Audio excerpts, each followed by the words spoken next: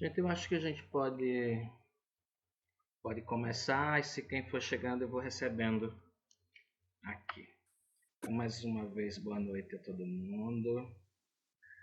Boa noite, Daniel. Não sei se você prefere o primeiro nome. Não. Eu sou Ismar, professor Ismar, aqui da UFAL, no campus do Sertão, no Alto Sertão de Alagoas, na cidade de Delmiro Gouveia.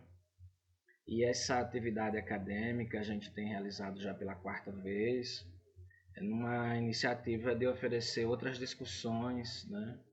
Ou acrescentar alguns tópicos de discussões dentro daquilo que a gente já discute nas nossas reflexões, aqui no nosso grupo de pesquisa, que é o GELASAL, é um grupo de estudos em linguística aplicada queer, em questões do sertão alagoano, em que participam estudantes da graduação, de mestrado e de doutorado, com pesquisas relacionadas a uma espécie de geografia discursiva, como a gente comentava hoje na parte da tarde.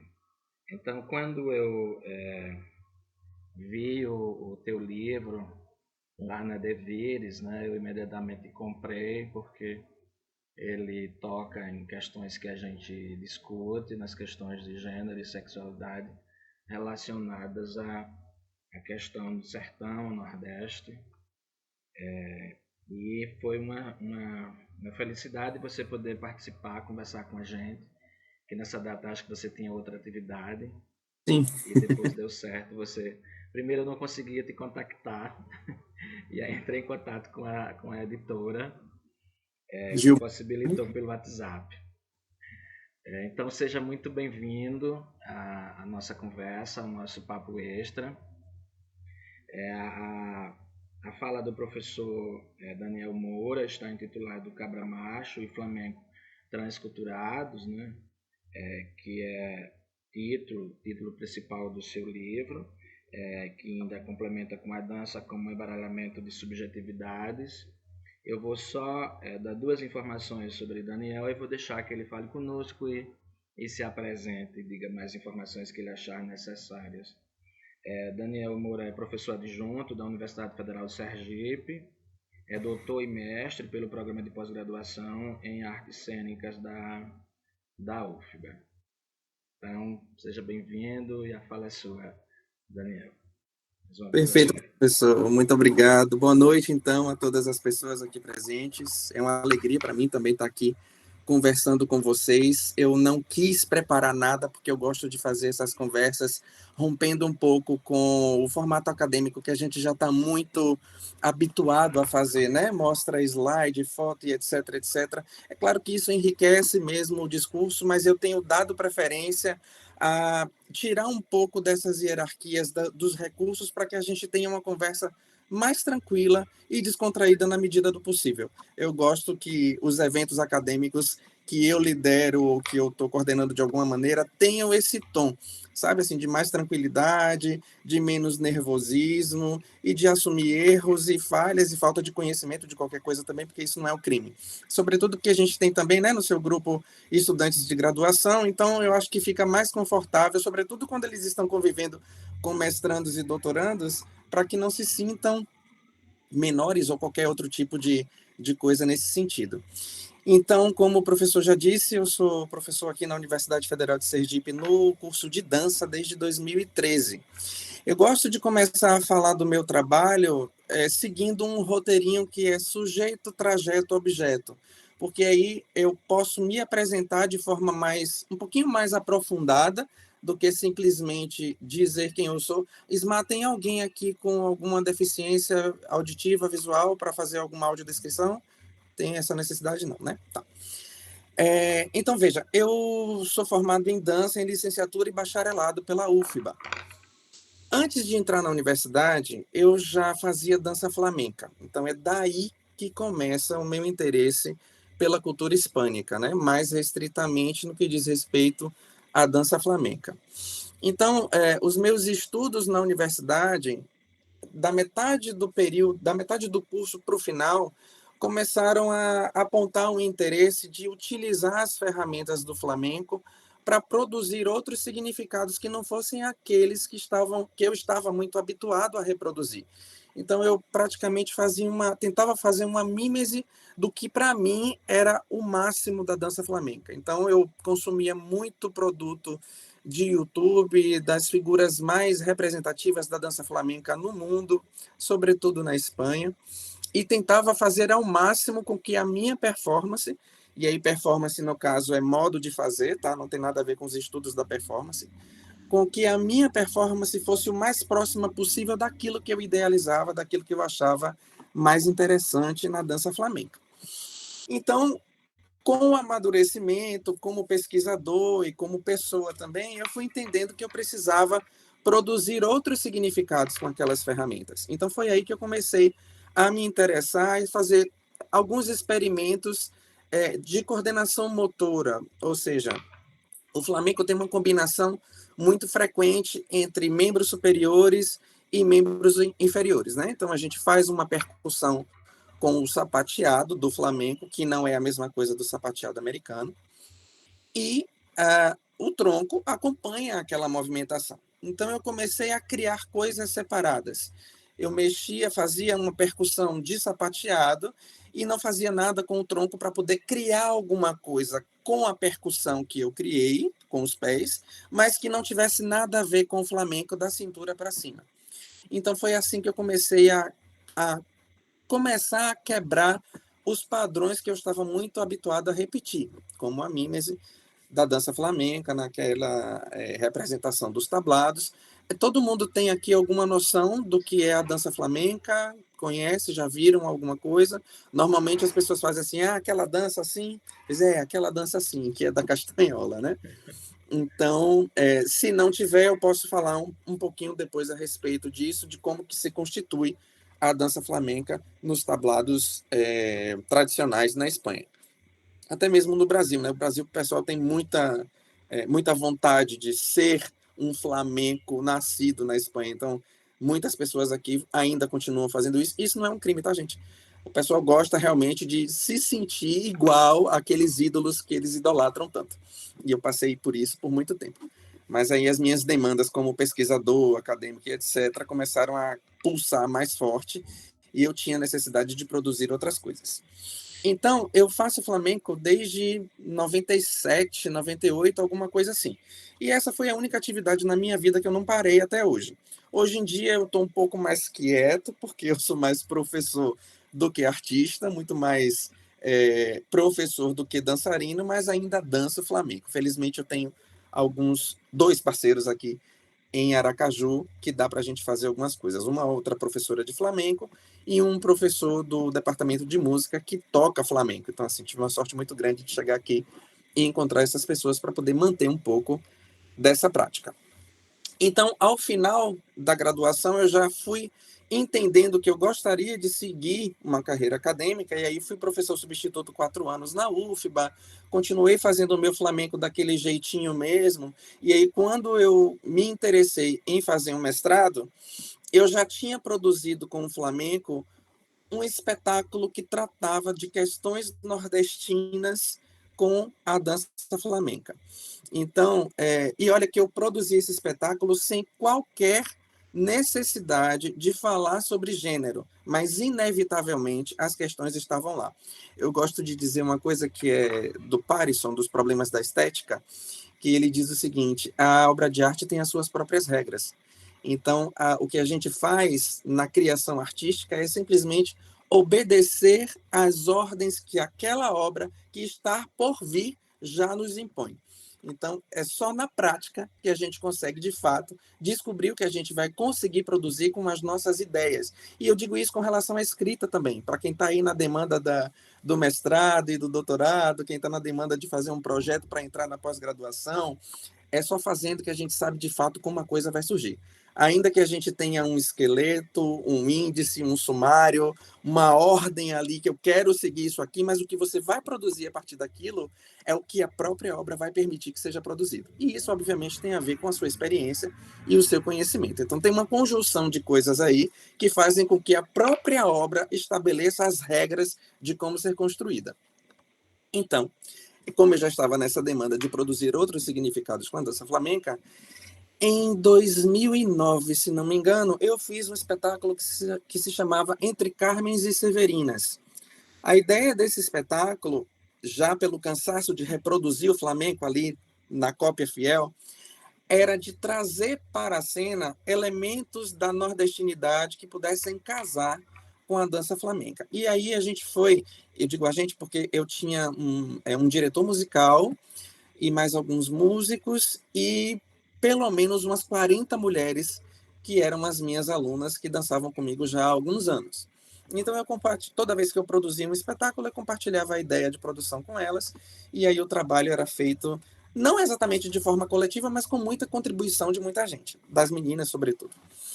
Então, a minha ideia era trazer um pouco mais para perto da nossa cultura algo que é da cultura do outro, da alteridade. Né? E, assim, as minhas alunas, a grande maioria delas, não tem nenhuma descendência, nunca tiveram nenhuma descendência, uma ou outra, alguma descendência espanhola, como eu também não tenho nenhuma, zero. Meu sobrenome é Moura, mas é muito mais alguma coisa ali de Portugal do que da Espanha. E mesmo assim eu não tenho certeza disso, só pelo que eu já fiz de busca aí. Então, esse espetáculo, ele contava com músicas de compositores nordestinos, todas as músicas falavam de alguma maneira sobre o universo feminino, os figurinos era aquele vestidão básico da dança flamenca, né? Bem rodado, com muita roda, mas com muitos adereços de fuxico, juta, algodão cru, renda, crochê. Então, os figurinos eles variavam com esses elementos. A gente tinha um cordel também que foi construído para o espetáculo que costurava todas as cenas. Era um espetáculo feito com música ao vivo. Tinha uma cantora brasileira que cantava algumas músicas desses compositores nordestinos, mas no ritmo do flamenco. Isso deu um trabalho isso deu um trabalho para poder criar, mas foi uma produção bem bacana. Eu posso até, inclusive, mandar um link para o professor depois, se vocês quiserem ver alguma coisa para tirar uma curiosidade, certo? E o que mais que eu posso dizer? Sim, aí tinha uma dramaturgia também desse espetáculo. A identidade visual era toda feita inspirada na xilogravura. A iluminação e as cores do espetáculo iam de um amarelo sol até um terra, assim, chão rachado de seca. Então, toda a montagem ela foi pensada em função de agregar esses elementos que são do conhecimento comum da cultura nordestina, para casar ali com o flamenco e produzir uma outra coisa. Eu estou dizendo isso agora, que era uma produção de uma outra coisa, mas eu só descobri isso muitos anos depois, porque esse espetáculo ele foi montado apenas com uma vontade que se apresentava na minha frente, e aí eu já digo que era a própria obra dizendo, olha, eu trabalho com tantas mulheres, sempre trabalhei com tantas mulheres muitos anos da minha vida ensinando dança flamenca em Salvador. Então, eu preciso, em algum momento, fazer um espetáculo que seja direcionado para isso. Então, já tinha ali, pulsando, uma questão de gênero, mas eu não tinha o menor envolvimento com os estudos de gênero. No entanto, a coisa está lá, ou seja, mais uma vez, a obra se impondo como só ela mesma sabe ser. Então, fizemos esse espetáculo, ficamos em cartaz, acho que uns 4 anos em Salvador, dançamos pra caramba. E esse espetáculo ele foi motivo da minha dissertação de mestrado. A pergunta era, será que esse produto diz respeito a um produto transculturado? Eu só tive noção dessa noção de transculturação depois que eu comecei a me interessar pelos estudos acadêmicos de uma forma mais potente. Então, eu fui fazer disciplinas como aluno especial e frequentei mais algumas aulas e fui descobrindo essas possibilidades de construir um projeto a partir de uma obra que já estava pronta, fazendo uma análise estética. Então, ao final das contas, fiz análise estética, então sim, entendi e provei que aquele espetáculo se tratava de um produto transculturado, e daqui a pouco eu falo a respeito da transculturação.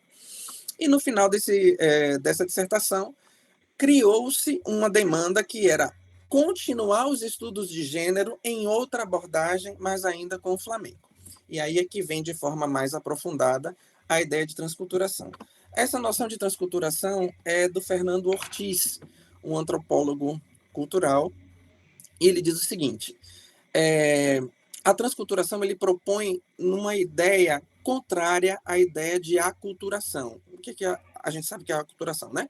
É uma cultura que se impõe à outra numa tentativa de abafamento do que existe naquela cultura. E aí o que Fernando Ortiz vai dizer é que isso não existe. O que existe na realidade é um encontro de culturas que produz uma terceira cultura, porque não há como destruir ou acabar com uma outra cultura por decreto. O que na realidade acontece é, no encontro dessas duas culturas, se produz uma terceira cultura, e isso aqui é um produto transculturado. Então eu pego essa ideia da transculturação, da antropologia, e levo para a dança para poder provar, muitas aspas aí nesse provar, de que aquele espetáculo, a estética daquele espetáculo, diz respeito a um produto transculturado. A gente faz muito isso na dança.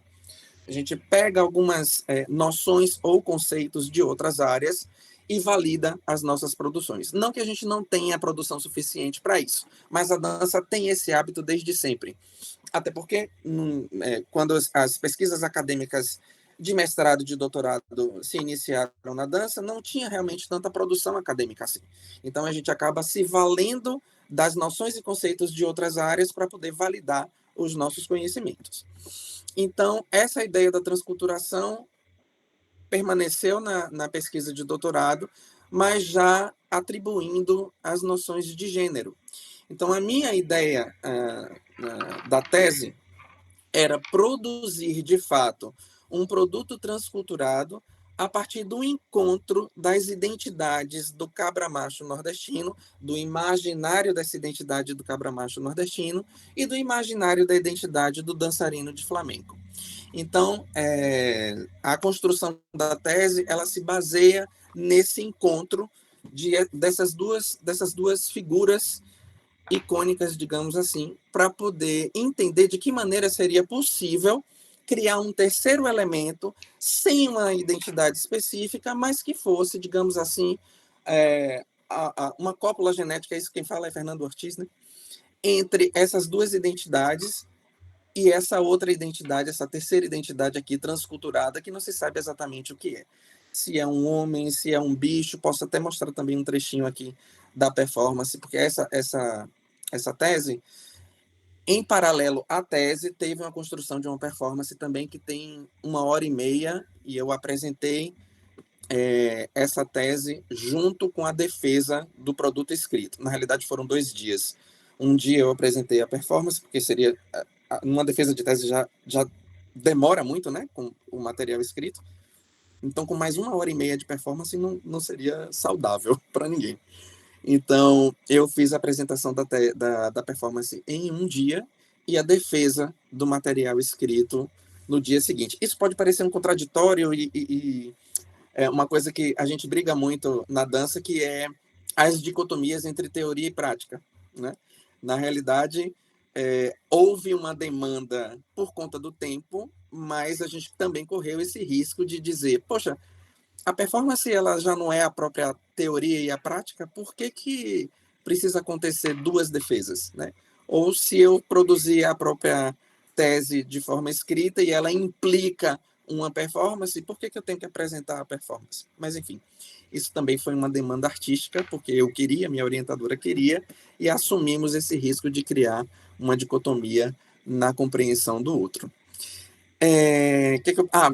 O professor, eu não sei, o professor socializou o livro, algum capítulo, alguma coisa, o pessoal? Sim, aquelas partes introdutórias que estão disponíveis na Deveres. Massa, bacana, bacana.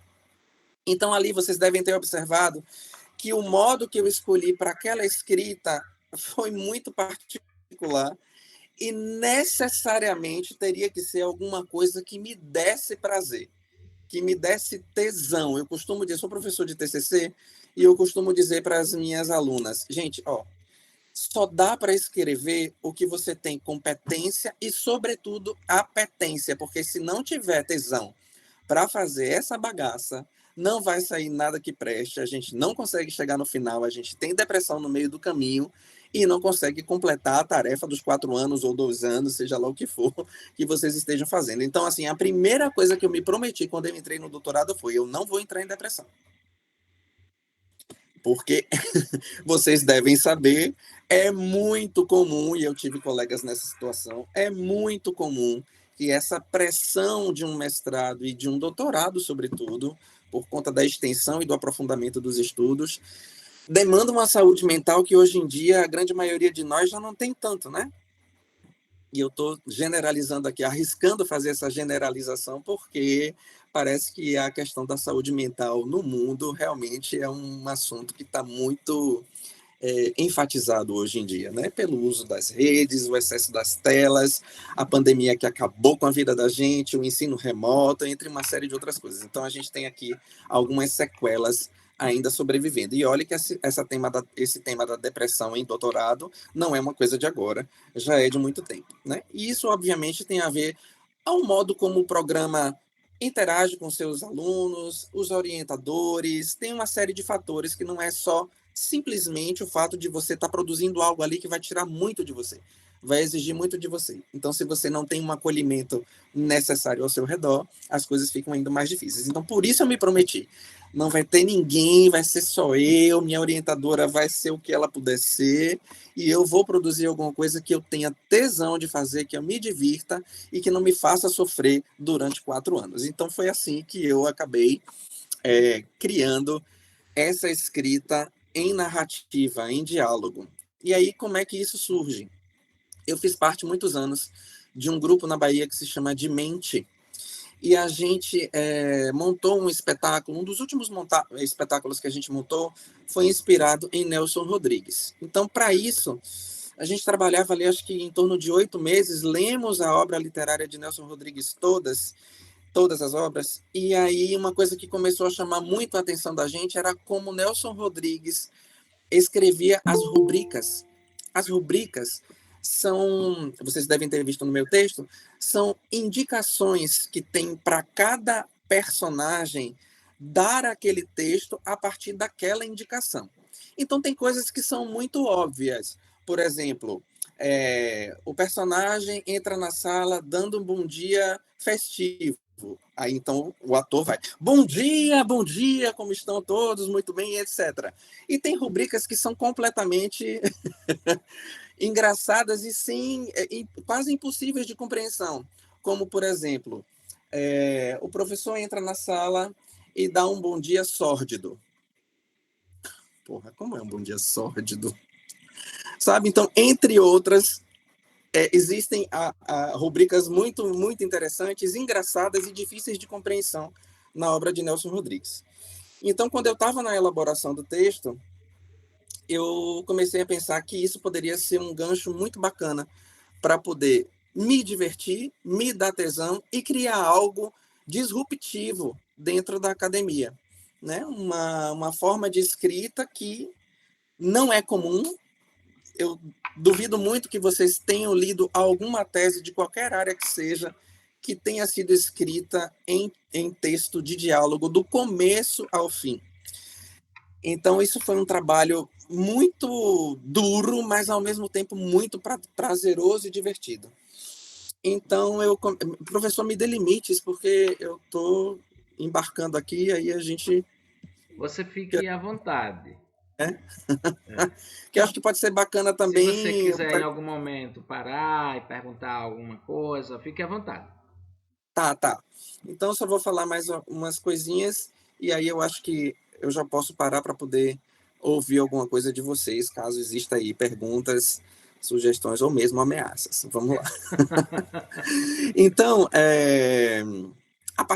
essa era a maior inspiração, né? As rubricas de Nelson Rodrigues. Eu assisti uma tese também de um professor da graduação que, em uma parte da tese dele, ele construiu um diálogo. Ele até chamou... Ai, está descarregando. chamou atores para poder representar no dia da tese dele, mas aí particularmente assim, eu achei interessante, mas particularmente eu achei monótono, porque era um texto muito, muito chatinho. E aí eu não queria isso para o meu trabalho. E, sobretudo porque eu acho que é importante estranhar os meios e os métodos, sobretudo na academia. A gente já está muito inflacionado dessas produções que, na grande maioria das vezes, se utilizam de rebuscamentos filosóficos, literários e científicos para produzir coisas que não chegam ao público comum, né? E é claro que a gente sabe que na academia a gente não está escrevendo para o público comum, mas o meu desejo era esse, que o público comum, que a minha mãe pudesse ler a minha tese e ter alguma fruição daquilo, sabe? Entender alguma coisa, se divertir de alguma maneira e aproveitar aquilo de alguma maneira. Penso também muito nos meus estudantes de graduação, que na grande maioria das vezes, no curso de dança, chegam à universidade sem qualquer referência de nada. Então, é preciso ter um trabalho assim minucioso para poder apresentar alguns atores, textos mais simplificados, uma coisa mais amena para poder não espantar e criar algum interesse em alguma medida. Então, esse era o meu desejo. Eu quero que o meu trabalho ele seja acessível para quem olhar para a capa daquele livro se sentir seduzido e querer ler. E ao ler, se interessar em chegar até o fim. Bom, então aí eu criei uma fábula para poder dar enredo à história que eu já estava elocubrando. Aí, a partir daí, eu comecei a utilizar as cartas do baralho por conta de uma confusão mental. Eu sempre penso assim, as ideias que a gente tem, as inspirações e etc., quase nunca, e eu vou arriscar generalizar aqui mais uma vez, quase nunca vem de forma ordenada. Aí eu pensei isso primeiro, depois eu pensei isso, depois aquilo, depois... Comigo não acontece assim, eu acho que não acontece com a maioria das pessoas. Os pensamentos, eles vêm em fluxo. Eles não vêm nessa ordem assim, encadeada. Né? Quando eu penso na minha tese, eu penso no todo, eu não penso como ela vai começar, como ela vai chegar no meio, como ela vai chegar no final. Tem muita coisa que é ao mesmo tempo. As inspirações, por exemplo, eu estava aqui em Aracaju, em algum momento, não me lembro quando, mas eu ainda estava na construção da tese, e aí aqui tem um restaurante que chama Mangará, que é de comidas típicas. E nas mesas tem aqueles sininhos de vaca, sabe que a vaca usa no pescoço? E é com aquele sino que a gente chama os atendentes. E aí, veja, parecia mágica. Eu peguei no sino para poder chamar um atendente e na mesma hora veio assim, parecia um ataque, não sei o que foi, assim, vários flashes da performance com aquele sino. Então, a partir daí eu fiquei pensando, meu Deus, eu posso usar isso de várias maneiras, na tese e na performance. E aí comecei a ser bombardeado por mim mesmo, com muitas ideias e inspirações para poder utilizar aquele sino. Então, para mim, as coisas acontecem de forma embaralhada. O que a gente faz na escrita e na fala é ordenar o caos do pensamento, né? E aí a gente vai e constrói uma tese com uma introdução, um meio e fim. A gente constrói um espetáculo que às vezes tem alguma coisa de começo, meio e fim, porque os estudos contemporâneos em dança hoje em dia não estão preocupados com essa dramaturgia linear, muito pelo contrário, né? Tudo muito disruptivo. Então, fui dando vida às cartas do baralho por conta dessa ideia de embaralhamento e porque também eu tinha uma tia-avó, que ela gostava, não sei por quê, mas ela gostava muito de mandar as pessoas irem tomar no As de Copas. Sabe? Isso ficou na minha cabeça desde a infância até a idade adulta. E quando ela se retava com alguém, eu disse, menino, tomar no seu As de Copas. E eu nunca soube, nunca tive a chance, a oportunidade de perguntar a essa tia por que As de Copas. Mas, enfim, eu peguei a ideia também do As de Copas e trouxe para a tese para poder criar o diálogo entre aquelas drags como cartas de baralho.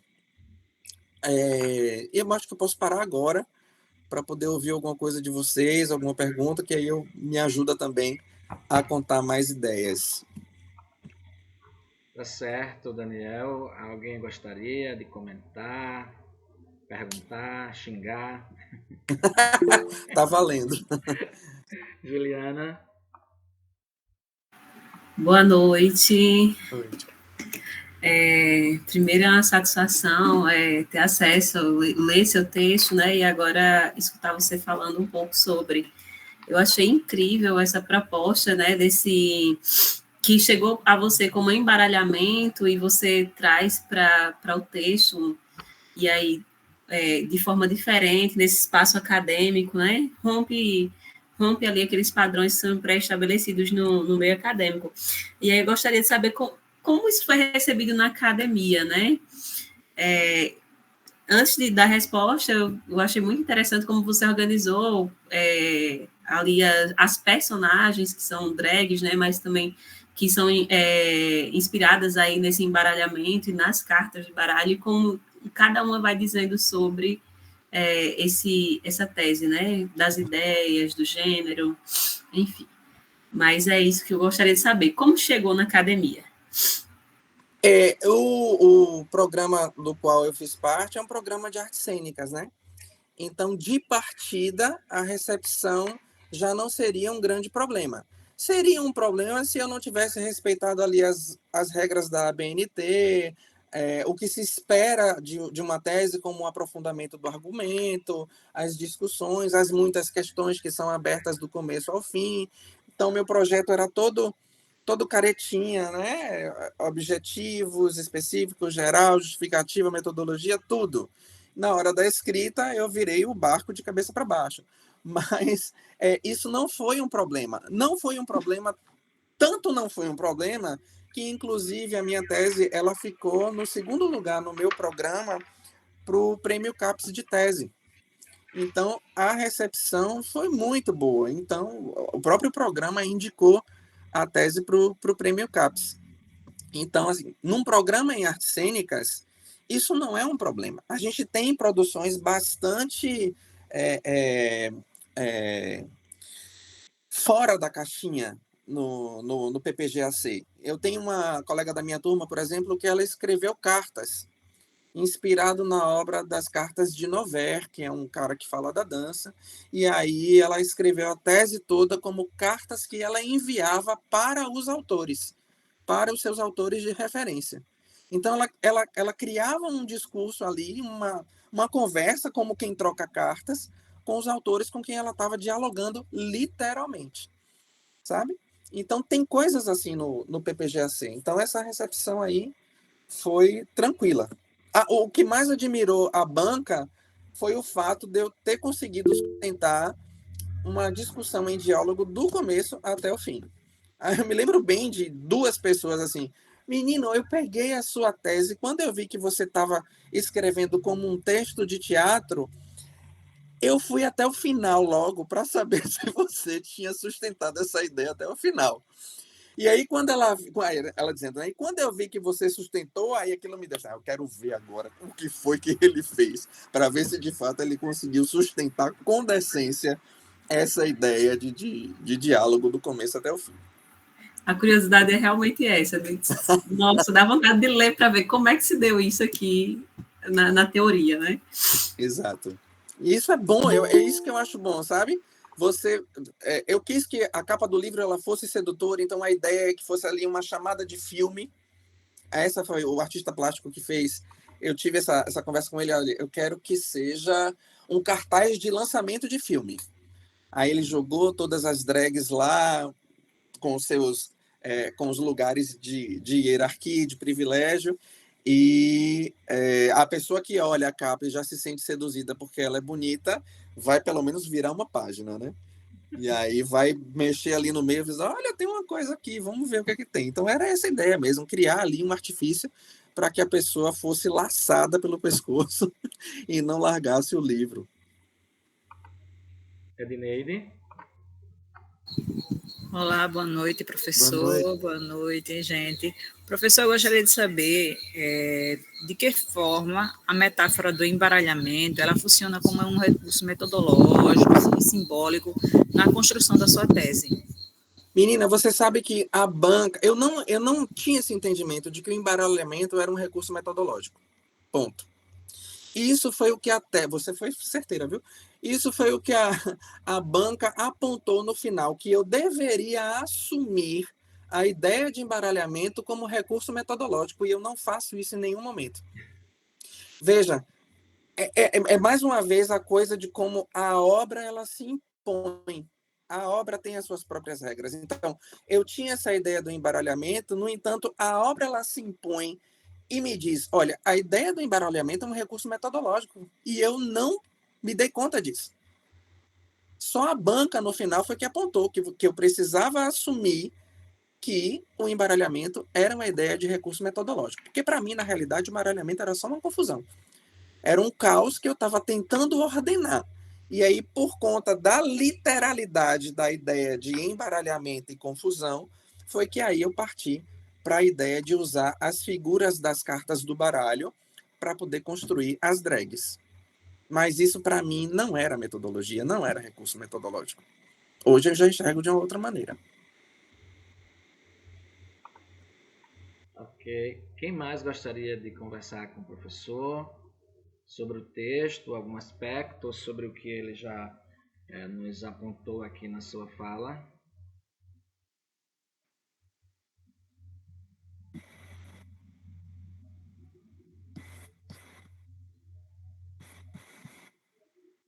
Bom, enquanto alguém pensa, eu vou. Eu fico feliz que em outros programas, né, de outras áreas diferentes da nossa, que é uma área de linguagem, né, nós somos de programas de linguística, literatura, letras, as áreas possam, né, assumir outra perspectiva que a gente teoricamente já discute, né? Se afastar, recusar essa abordagem cartesiano-positivista, que teoricamente a gente tem feito, e quando a gente faz qualquer movimento nesse sentido, né? Na construção de um projeto, na escrita de um texto, a gente tem esse movimento de rechaçar essa escrita, né? Esse movimento. Dias desses eu perguntei uma banca, a gente fala tanto, né? Que a gente precisa transgredir na nossa área, mas onde é que isso vai se materializar? Uhum. Por conta de algumas observações sobre escritas de estudantes que estão comigo. E eu fico feliz, né? Outra vez eu vi uma fala numa mesa do Leandro Collin, né, que ele discutia sobre isso, né? Como toda essa abordagem cartesiano-positivista para a escrita acadêmica, ela está mofada. Ele usava essa metáfora do mofo, né? E como eu acho que ele dizia de uma defesa, que a pessoa fez a defesa cantando, né? Então, eu fico feliz que programas como esse de artes cênicas, né, de arte de modo geral, de cultura, tenham, né, já estejam materializando, né, essa ruptura. Você usou a ideia da transgressão, eu acho, do disruptivo, né? Achei interessante a pergunta de Juliana, que fica como ansiedade para a gente. E aí, como é que foi recebido, né? Como é que a banca, como é que a universidade recebeu? E você dá esse retorno, não houve problema, já não haveria pelo curso, né? E não houve, e ainda foi o programa dedicou, né? Para o prêmio CAPES. E aí eu acho que é interessante para quem está nesse processo, na universidade, na graduação, no mestrado, no doutorado, e vendo, né, e dialogando com outras possibilidades, de modo que a gente nos inspire também a ir rompendo, né? Achei bastante interessante também quando você fala desse terceiro corpo, né? Para falar da transculturação, né? A gente discute esse morfema gramatical derivacional trans e como ele chega à nossa área, com a linguística trans e indisciplinar, como é que ele chega nessa produção dos híbridos, né? dessa coisa que não é nem A nem B, já é C, dessa mistura, né? dessa implosão aí das fronteiras. Aí falando nisso, se você pudesse comentar um pouco mais, que você falava da tese, né? Que você quis, num diálogo com o que você tinha feito já no mestrado, fazer esse produto, né? Transculturado entre o cabra macho e o dançarino flamenco, né? Nesse encontro aí para esse terceiro elemento, né? Aí você falou da escrita e eu queria que você falasse um pouco da performance. Ah, tá. Então, a minha maior dificuldade na produção da performance era pelo fato de que na dança flamenca eu já tinha um recorte muito específico, que era um tipo específico de dança espanhola, tá? E que tinha seus problemas de gênero também. Só que, no que diz respeito ao universo nordestino, eu não tinha necessariamente um recorte preciso. Então, eu fui na literatura buscar ali em Durval Muniz de Albuquerque Júnior, por exemplo, sobre como que ele fala a produção desse imaginário de masculinidade do nordestino. Então, eu fui fazer esse recorte muito a partir da produção dele e do que a literatura, do que as músicas e que o cinema já produziu em termos de masculinidade nordestina. E eu, considerando que sou um nordestino, sou um cabra macho nordestino, tenho as minhas experiências de nordestinidade também, como dançarino e como dançarino de flamenco. Então, na performance, eu não tinha uma preocupação necessariamente do que seria produzido em termos de subjetividade. Há uma subjetividade ali que eu não consigo identificar se é bicho, se é homem, se é mulher, se é trans, se é cis, não consigo dizer nada. Nessa performance, eu uso uma pata que eu digo que é de cabra, mas pode ser uma pata de qualquer animal, porque é aquela pata que a gente se assemelha à pata da vaca, se assemelha à pata do cavalo. É uma pata que não tem salto, então eu fico me equilibrando na meia ponta, como a gente chama na dança, o tempo inteiro da performance. Tem uma saia gigantesca que chama bata de cola. É uma saia com muitos babados que é utilizada na dança flamenca e ela se arrasta pelo chão. Não tem nada no tronco, tem um sino, aquele sino que eu descobri aqui no restaurante em Aracaju, que eu uso no pescoço, em algum momento eu tiro. Eu tenho um chapéu de vaqueiro, que é aquele de couro que tem na grande maioria dos centros de artesanato do Nordeste, com certeza aí também tem. E eu uso por baixo, eu tinha cílios enormes. É mais fácil mostrar alguma imagem, né? Eu vou pegar aqui um teaserzinho que foi de uma apresentação que eu fiz na Espanha e vou mostrar para vocês. Mas, enfim, tinha cílios enormes, uma maquiagem muito pesada, uma máscara toda derretida por cima dessa maquiagem e o chapéu desse vaqueiro, desse boiadeiro, por cima dessa máscara para começar a performance.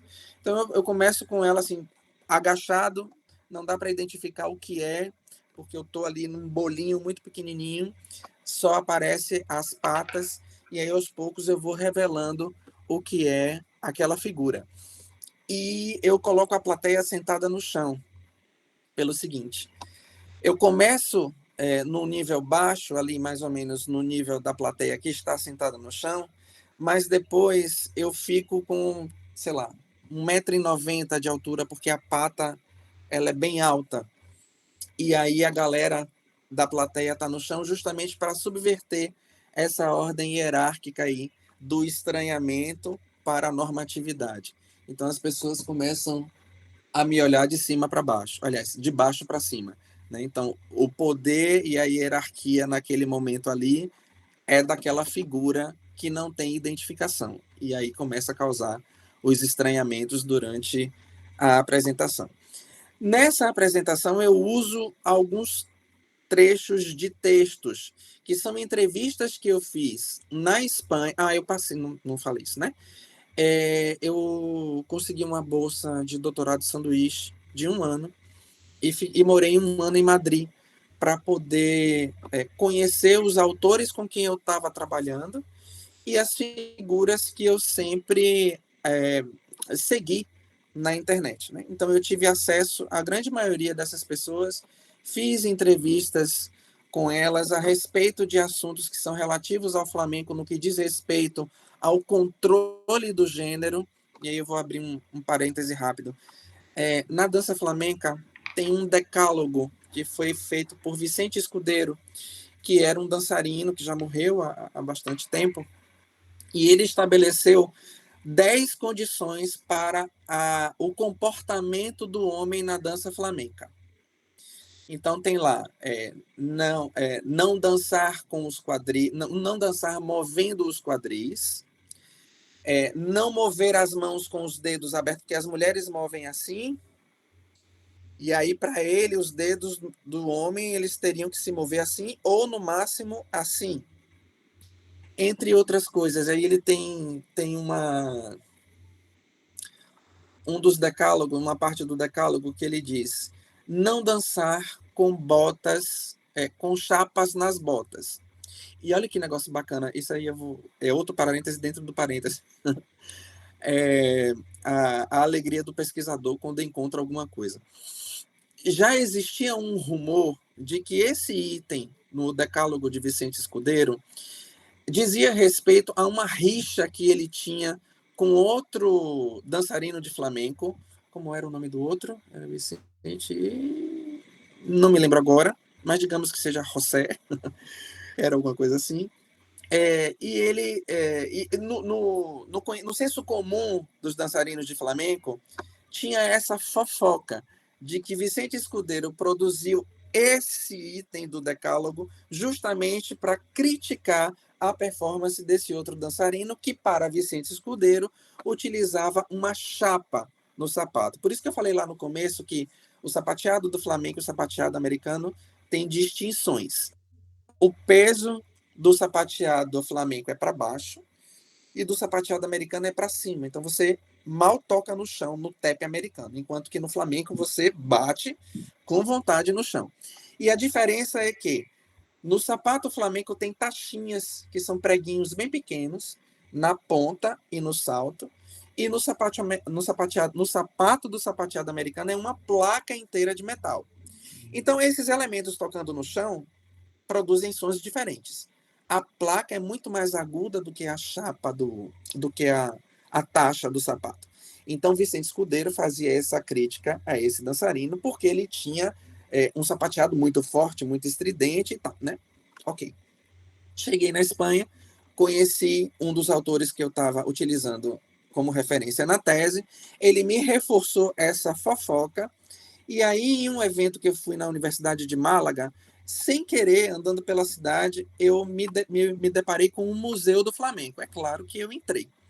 Quando eu entrei nesse museu, tinha lá muitas peças de dançarinos que já tinham morrido e etc. Encontrei justamente a bota do dançarino que Vicente Escudeiro criticava. E o que era que tinha nessa bota? A placa do sapateado americano. Na mesma hora eu liguei para Fernando, que era o autor que eu estava utilizando, disse: Fernando, é verdade. Vicente Escudeiro fez esse item do decálogo para criticar esse outro dançarino, porque, de fato, ele utilizava na bota uma placa de metal e não as taxinhas. E essa foto está na minha tese. Tirei a foto lá, botei, coloquei, criei a comprovação dessa fofoca. Então, tem esses controles também de gênero no flamenco, como tem também para a mulher, que é o Tratado da Bata de Cola de Matilde Coral. Bata de cola, como eu falei para vocês, é aquela saia enorme. Acho que o livro estava até por aqui. Ah, tá ali. A bata de cola é aquela saia ali, ó. Tá vendo? Ela se arrasta pelo chão e aí as mulheres movem aquilo lindamente. Então, a minha performance, eu usava uma saia dessa. Então, nesse Tratado da Bata de Cola, Matilde Coral também estabelece o modo como as mulheres devem mover as mãos, devem mover o quadril, devem mover a bata de cola. E eu uso trecho tanto desse decálogo como desse Tratado da Bata de Cola na performance, com outros textos de uma ativista, por exemplo, a Suzy Schock, que é uma ativista argentina, uma ativista trans, e ela tem um manifesto pelo direito de ser um monstro.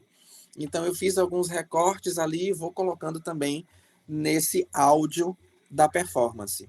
Tem outra coisa também, eu convidei uma amiga espanhola para poder ler alguns trechos também do... como é o nome, meu Deus? Do Preciado...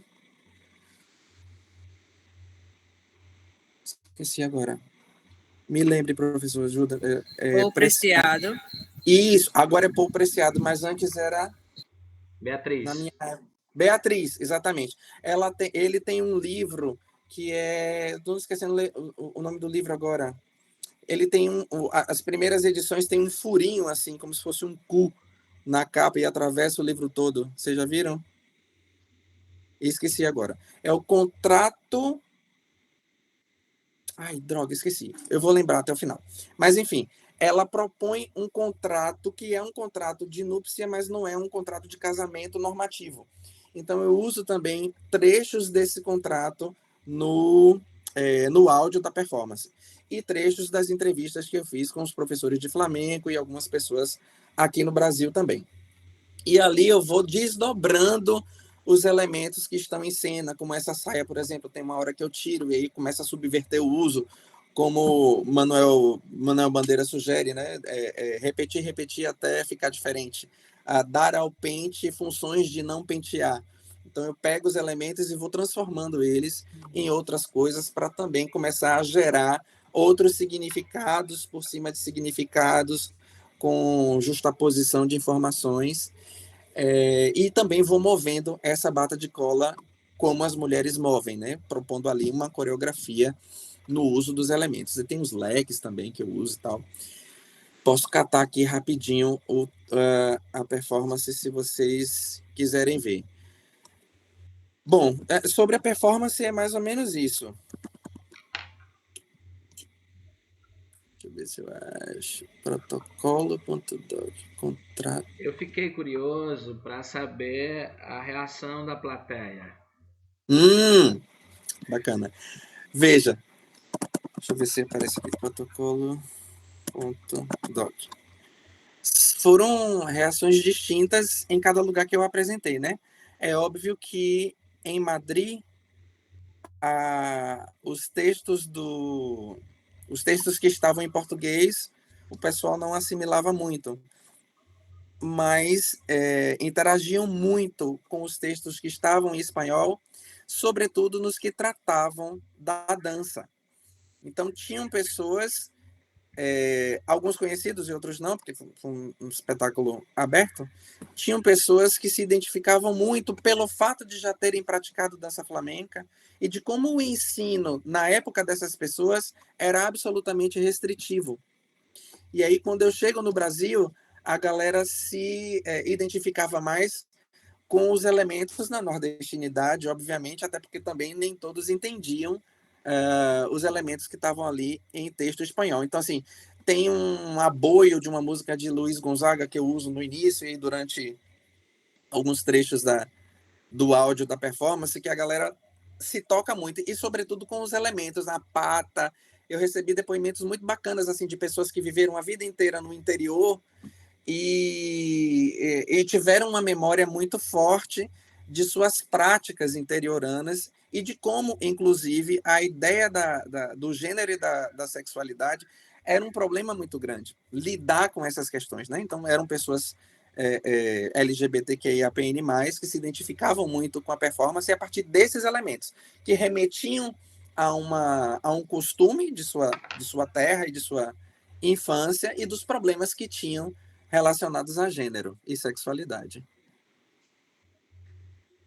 Cadê?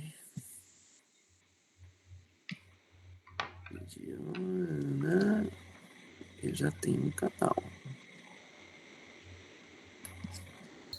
Professor, Oi. Enquanto isso, eu posso fazer a pergunta? Pode. Durante os ensaios, enfim, a confecção da tese, de algum modo, houve instabilidade corporal, um desequilíbrio, e isso se transformou em algum princípio estético e epistemológico na sua pesquisa?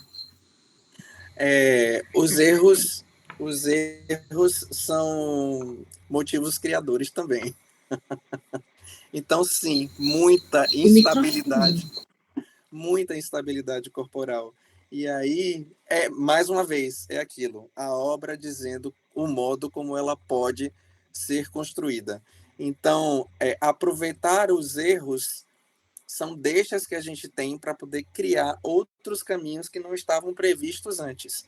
E aí eu falo de previsão numa ideia muito pueril, digamos assim, né? Porque o que a gente decide fazer não é necessariamente o que a gente vai conseguir fazer. Então, sim, muito desequilíbrio, não só corporal,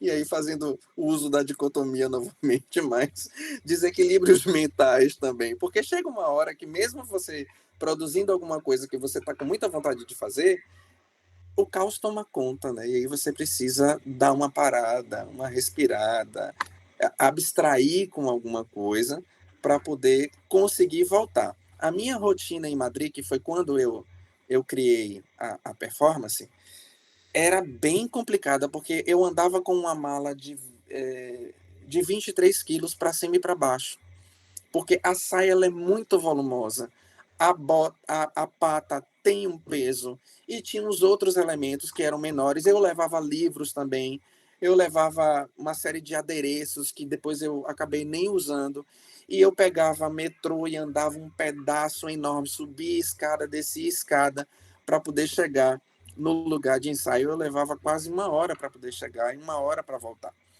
Então, isso também acaba interferindo de alguma maneira, às vezes positivamente, às vezes negativamente, no que a gente está produzindo artisticamente. Não só artisticamente, mas numa produção, seja ela qual for, né? Mesmo da escrita, há interferências também desses desequilíbrios, dessas instabilidades. Então, sim, a instabilidade sempre muito presente, mas muito bem aproveitada também.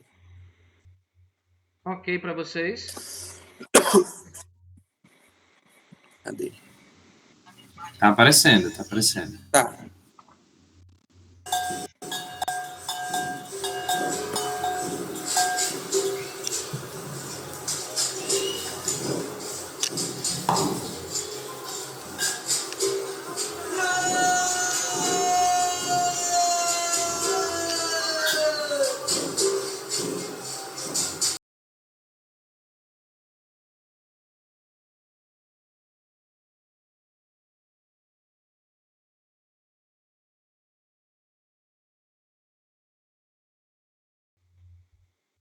Para mim tá com o som.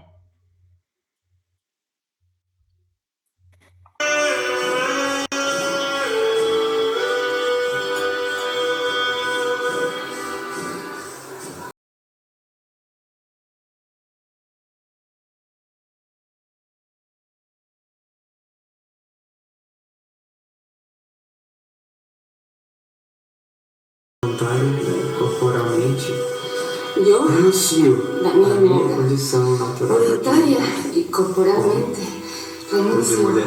a mi condición natural de hombre, Para vocês terem uma ideia de como o programa é a libertário, todo privilegio social E a toda direção social y a toda obligación derivada de minha condição sexual no âmbito do sistema. derivada de mi condición sexual en el marco del sistema heterosexual. Isso eu sou como e como transmissor do sobre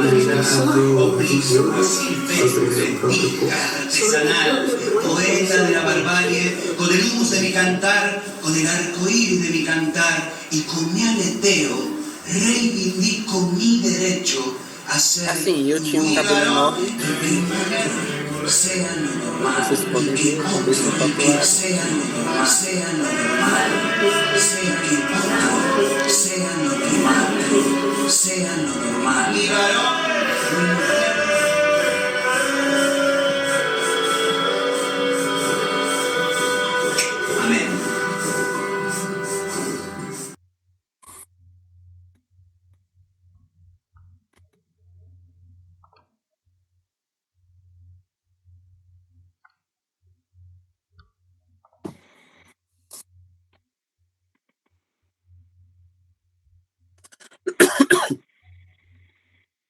Ok.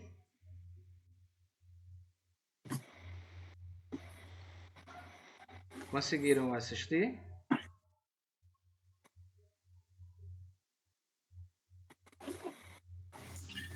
Sim, sim, deu para assistir. Foi sem áudio, mas depois a gente pode dar uma olhada na íntegra, né? Ok. Professor, Tô aqui. alguém quer perguntar, comentar? Eu que gostaria de fazer uma pergunta. Diga, Felipe. Eu fiquei bem curioso também na questão da apresentação do Carlos Mendonça, que ele fala, né, nessa apresentação, sobre designando sua escrita como uma escrita afetiva, uma escrita afetiva, como estudo afetivo. E aí eu achei interessante isso também, porque você falou, né, nesse processo você pensou em fazer algo com tesão. Sim. Então, com essa apetência com esse apetite ali pelo que você gostaria de pesquisar na época e pesquisou e fez sua tese.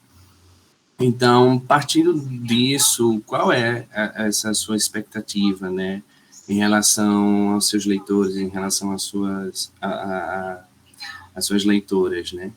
Uhum. Pensando justamente nessa questão do afeto aí.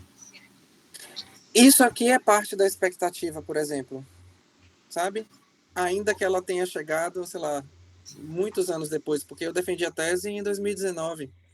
A gente não tem esse poder, né, do que a gente produz, do alcance do alcance que vai ter o que a gente produz.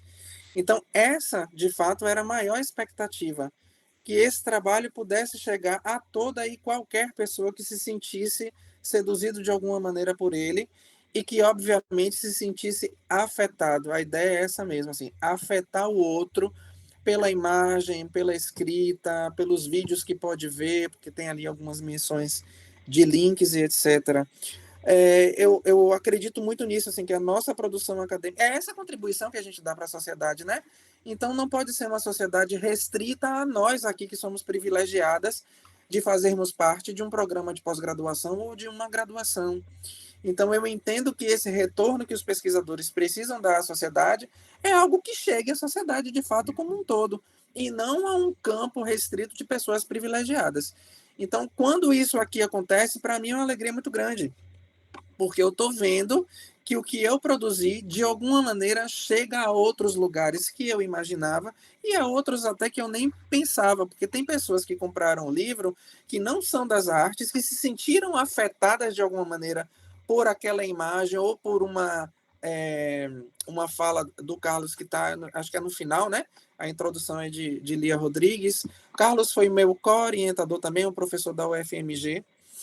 Então, é isso, assim, a expectativa era essa. Não era nem assim com a venda dos livros, porque na grande maioria das vezes a gente não ganha nada com isso. Mas era que, de fato, esses livros pudessem chegar ao professor Ismar, por exemplo, ou a outras pessoas a partir desse encontro aqui. Então, eu acredito muito nisso, nesse desdobramento e na possibilidade de afetar pessoas que não estão necessariamente ligadas ao que a gente produz aqui, ligadas aos espaços que a gente ocupa. É isso. E você bem falou, né, também sobre essa questão de se sentir motivado em fazer com que esse trabalho ele seja realmente acessível, né, e que ele afete as pessoas. Exato. Esse posicionamento seu. E por isso também a vontade de estar aqui com vocês, né, para poder ouvir as impressões, tentar responder perguntas, enfim, seja lá o que for. Eu tive algumas oportunidades para falar dessa produção, tanto aqui em Aracaju como em Salvador, na UFBA, e foram trocas muito bacanas. E inclusive com pessoas que não são da área e que leram alguma coisa porque estavam participando de algum projeto de extensão, alguma coisa assim, e que aí se interessaram. Aí fez, bom, aí, ó, se eu conseguir atingir aquela pessoa que não está na área, não está na academia, e ela leu pelo menos alguma parte do livro, se interessou e gostou, eu já estou ganhando muito com isso.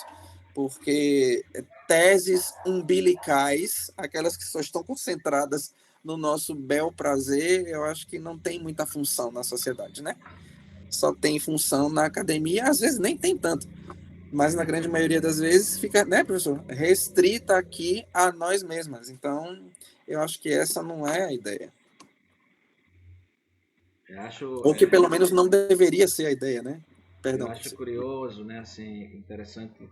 A gente vem discutindo do ano passado para cá um pouco essa ideia que produzir, né, na academia, escrever, não pode ser simplesmente para gerar informação. Sim. Né? Mas que a gente consiga ferir pensamentos, sensibilidades, né?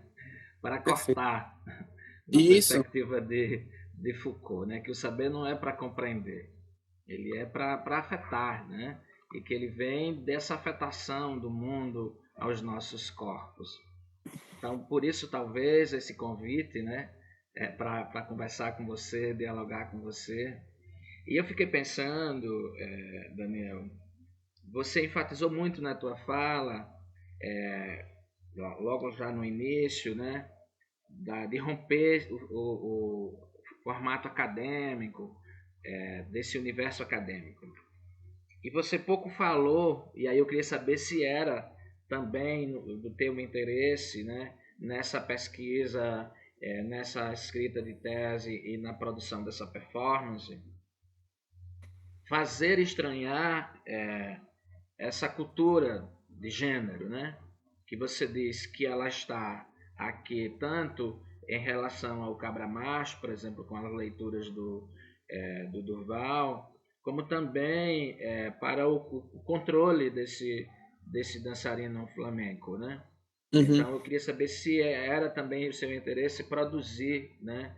Desmanchar um pouco essa coisa arranjada sobre gênero e sobre masculinidade. Sim, com certeza. A minha principal ideia, talvez, ela case muito com os estudos contemporâneos em dança, daquela coisa que vai para a cena que as pessoas não sabem necessariamente dizer o que é. Que dança é essa, o que é isso, com o que isso se relaciona, sobretudo quando as produções de gênero artísticas acabam caindo nesse lugar do senso comum, né? Da visualização e a necessidade da identificação que as pessoas têm de entender de maneira lógica aquilo que está sendo posto em cena.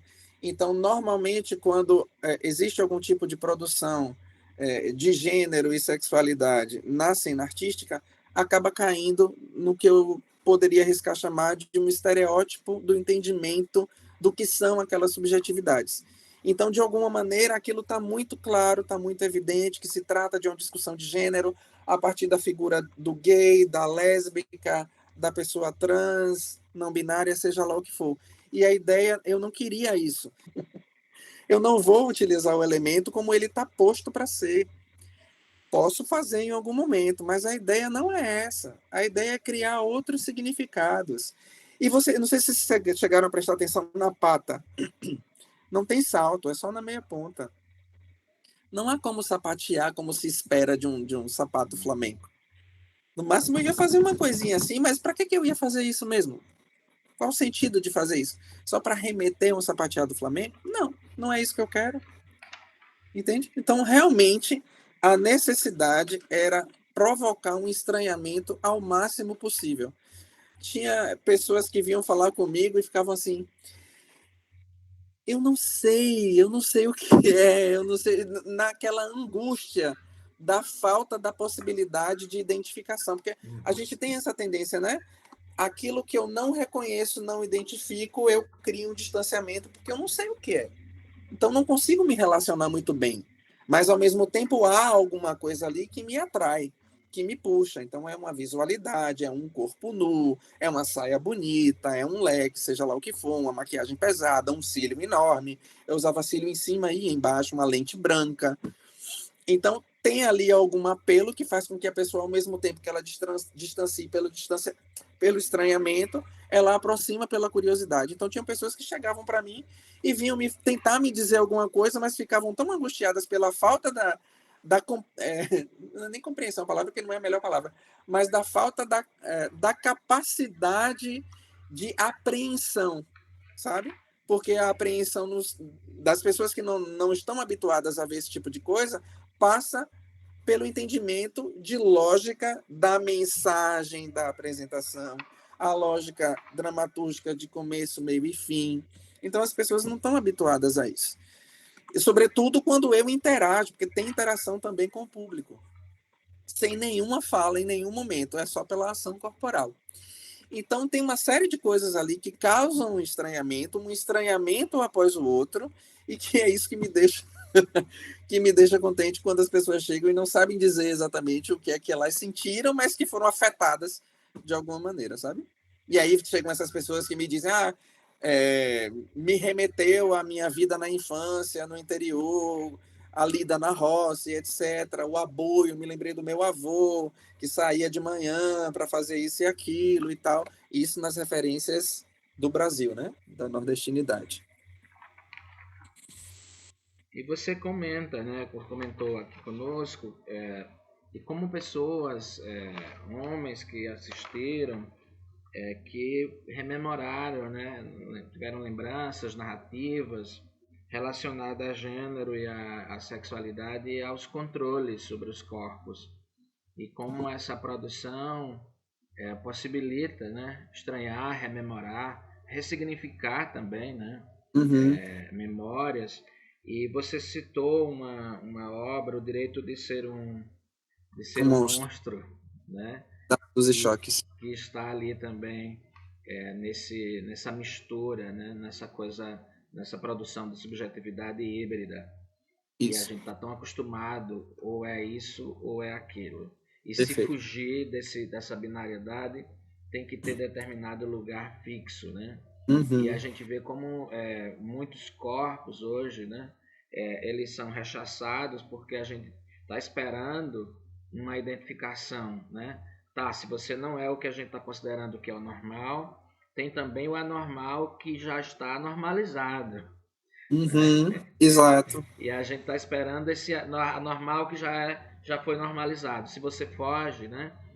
E hoje essas diversas identidades trans, né, que causam estranhamento e que gera essa repulsa de ódio, de agressão e de violência, o quanto a gente está precisando, né, de arte que nos possibilite, né, pensar de outros modos, né, inventar outras histórias, construir outras narrativas, né.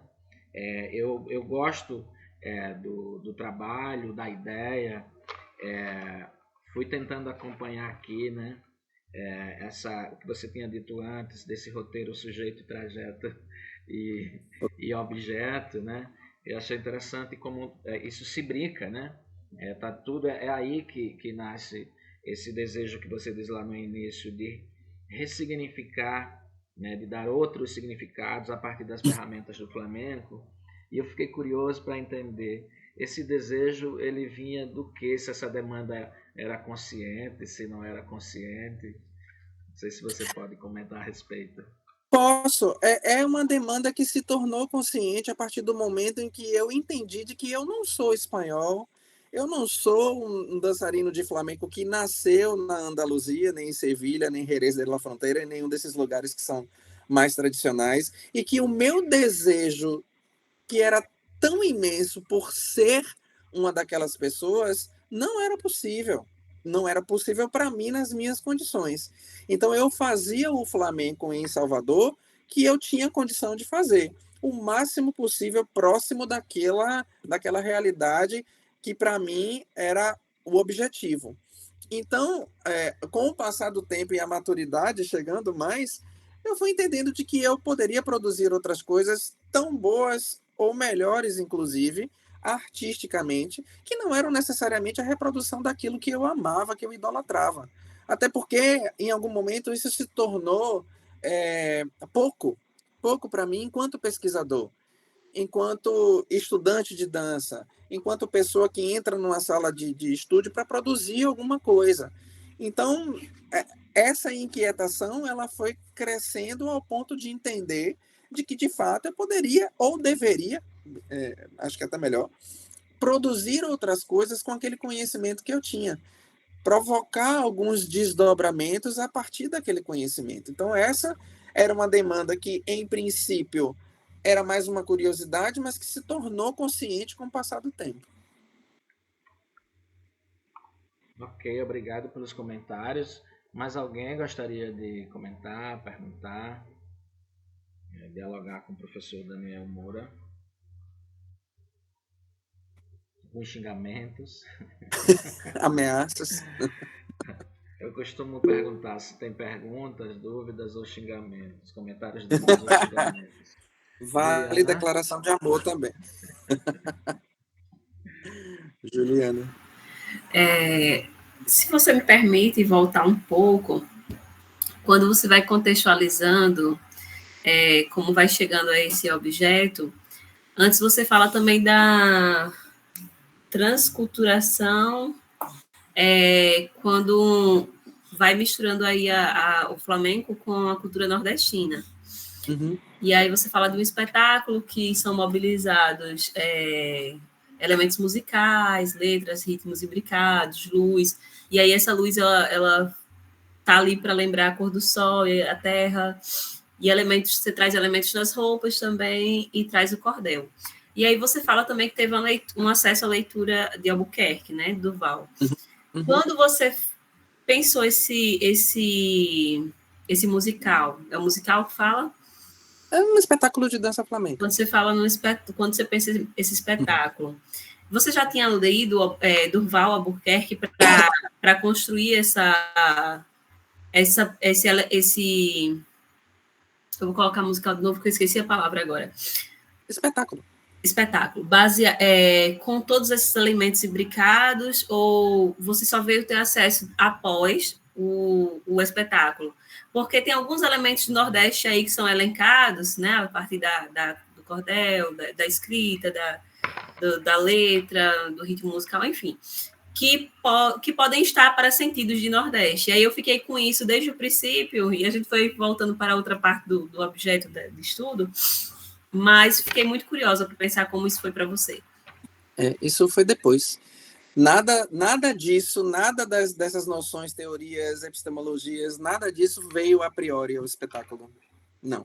O que veio a priori ao espetáculo era simplesmente o desejo de fazer algo que fosse mais perto da nossa própria cultura. Eu estava ali o tempo inteiro ensinando dança flamenca para baianas, né? Então, assim, uma ou outra que era descendente de espanhol e que mesmo assim não sabia nada do flamenco, veio aprender alguma coisa de flamenco comigo. Nem foi pela sua própria cultura de origem, entende? Então, a demanda maior era a necessidade, não, peraí, chega de ficar reproduzindo a cultura alheia, cadê? Onde é que eu me encontro nisso aqui? Cadê essas pessoas? Como é que essas pessoas vão manifestar as suas identidades de alguma maneira, em vez de ficar aqui reproduzindo a identidade do outro, a cultura do outro, né? E, não, eu tô na Bahia, cadê o berimbau nesse negócio? Cadê o tambor? Não tem. Então, eu comecei a me incomodar com isso, mesmo antes de ter noção dessas referências todas. Eu passei a ter contato com as referências quando eu levei essa ideia para as disciplinas que eu estava fazendo como aluno especial. Fui aluno de Leandro Collin também, e do parceiro dele, que eu esqueci agora o nome, que está sempre com ele nas disciplinas, que é mais envolvido com teatro. E Leandro é um amante das artes. Então, foi nessas disciplinas e no ingresso no mestrado que eu comecei a puxar as teorias, as epistemologias para aquele trabalho. Então, assim, eu não sabia que era possível, até que algumas pessoas foram me apontando. Olha, isso aqui pode ser alguma coisa transculturada. Você já leu do Durval Muniz de Albuquerque Júnior? Ele fala muito do Nordeste. Enfim, foi aí que eu fui catando as coisas para poder sustentar uma hipótese que só veio surgir depois. Eu ia perguntar agora justamente isso, se após a leitura de Durval, se houve reflexões do espetáculo sobre né, depois do espetáculo já pronto, já feito as apresentações, e aí você lê Durval e pensa a invenção do Nordeste e reflete sobre se houve reflexões sobre si. Totalmente. A invenção do Nordeste é uma obra principal, assim, que eu li na dissertação, e depois os outros, né? Assim, Nordestino, a invenção do falo, e tem um outro que eu me esqueci o nome agora. Então, com toda certeza, depois que a gente tem mais informações, a gente olha para trás e já vê o que a gente produziu com outros olhos, né? Com outras lentes que antes não tinham mais. E, obviamente, essas referências ajudam a gente a entender mais essa produção, que já está lá posta, né? Que, repito, mais uma vez, a obra tem as suas próprias regras, né? A obra de arte tem as suas próprias regras. Então, já tinha muita coisa lá que eu mesmo nem sabia, eu que fiz. Então, eu não sabia porque não tinha esse conhecimento. Então, com a ampliação dos horizontes, sim, a obra de Durval me fez refletir muito, tanto antes quanto para depois, que era o desdobramento dessa ideia da transculturação para as questões de gênero. E aí foi que eu vim ter acesso à obra dele, né, Nordestina, A Invenção do Falo, que me ajudou muito também para pensar nessas características de masculinidade do cabra-macho nordestino. Ok, professor. Obrigado, Juliana. Mais alguém? Tem certeza? Se ninguém mais quer comentar, perguntar, eu agradeço a você, Daniel, por esse encontro. Estou bastante feliz. Foi muito mais das expectativas, né, desse diálogo. Achei muito bom. Assim, tem muitos cruzamentos com os interesses do nosso grupo de pesquisa, né? Muitas coisas muito próximas, né? E essa produção, né, de um objeto, de um produto artístico, né, de linguagem, de prática de linguagem, e a gente vem pensando muito, né, em reinventar o futuro, de construir outras possibilidades de mundo, né? E a gente tem no teu trabalho uma prática, né, de reinventar, né, de transgredir, de ferir sensibilidades, né? Então eu fico muito feliz, né, e você fazer nesse imbricamento com a produção de uma tese, né?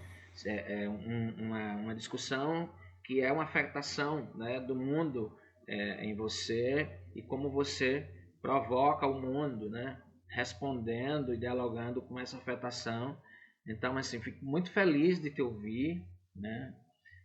Fico feliz que o grupo, pena que vê um número pequeno, baixo, né? Tem 90 e poucos que eu disse, né? Inscrito, para que pudesse te ouvir mais, né? E dialogar com você. Eu fico muito feliz. Não sei se alguém gostaria de comentar, para a gente se encaminhando para finalizar esse encontro de hoje.